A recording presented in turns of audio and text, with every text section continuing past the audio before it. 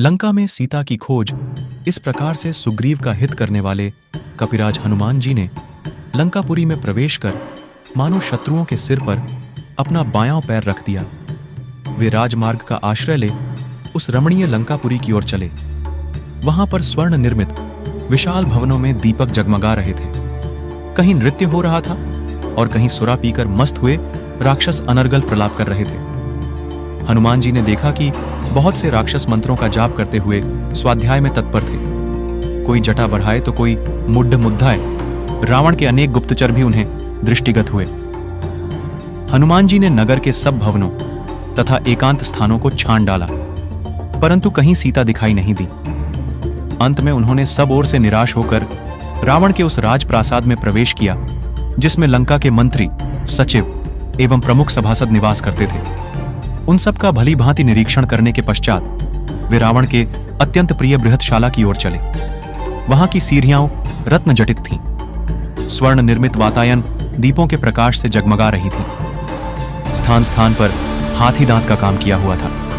छतें और स्तंभ मणियों तथा रत्नों से जड्डे हुए थे। इंद्र के भवन से भी अधिक सुसज्जित इस भव्यशाला को देखकर हनुमान चकित रह गए। उन्होंने एक ओर स्फटिक के सुंदर पलंग पर रावण को हुए मदिरा के मद में पढ़े देखा, जो कि अनिंद्य सुंदरियों से घिरे हैं था।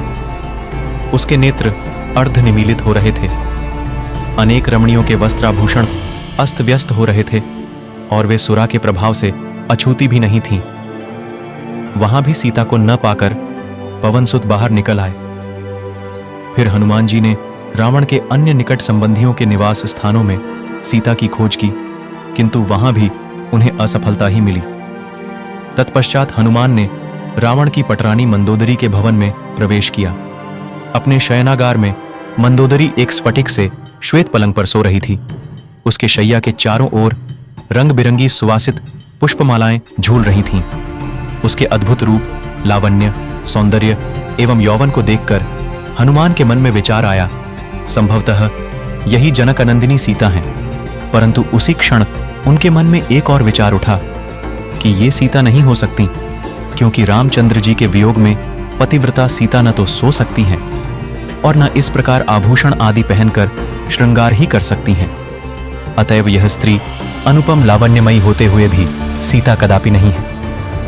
यह सोचकर वे उदास हो गए और मंदोदरी के कक्ष से बाहर निकाले। अकस्मात वे सोचने लगे कि आज मैंने पराई स्त्रियों को अस्त व्यस्त वेश में सोते हुए देखकर भारी पाप किया है। वे इस पर पश्चाताप करने लगे।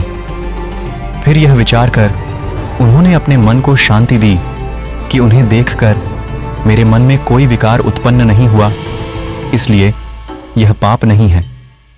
फिर जिस उद्देश्य के लिए मुझे भेजा गया है उसकी पूर्ति के लिए मुझे अनिवार्य रूप से स्त्रियों का अवलोकन कर पड़ेगा। इसके बिना मैं अपना कार्य कैसे पूरा कर सकूंगा। फिर वे सोचने लगे, मुझे सीता जी कहीं नहीं मिली। रावण ने उन्हें मार तो नहीं डाला? यदि ऐसा है तो मेरा सारा परिश्रम व्यर्थ गया। नहीं, मुझे यह नहीं सोचना चाहिए। जब तक मैं लंका का कोना कोना न छान मारूं, तब तक मुझे निराश नहीं होना चाहिए। यह सोचकर अब उन्होंने ऐसे ऐसे स्थानों की खोज आरंभ की जहां तनिक भी असावधानी उन्हें यमलोक तक पहुंचा सकती थी। उन स्थानों में उन्होंने रावण द्वारा हरी गई अनुपम सुंदर नाग कन्याओं एवं किन्नरियों को भी देखा, परंतु सीता कहीं नहीं मिली। सब ओर से निराश होकर उन्होंने सोचा, मैं बिना सीता जी का समाचार लिए लौटकर किसी को मुख नहीं दिखा सकता, इसलिए यहीं रहकर उनकी खोज करता रहूंगा अथवा अपने प्राण दे दूंगा। यह सोचकर भी उन्होंने सीता को खोजने का कार्य बंद नहीं किया।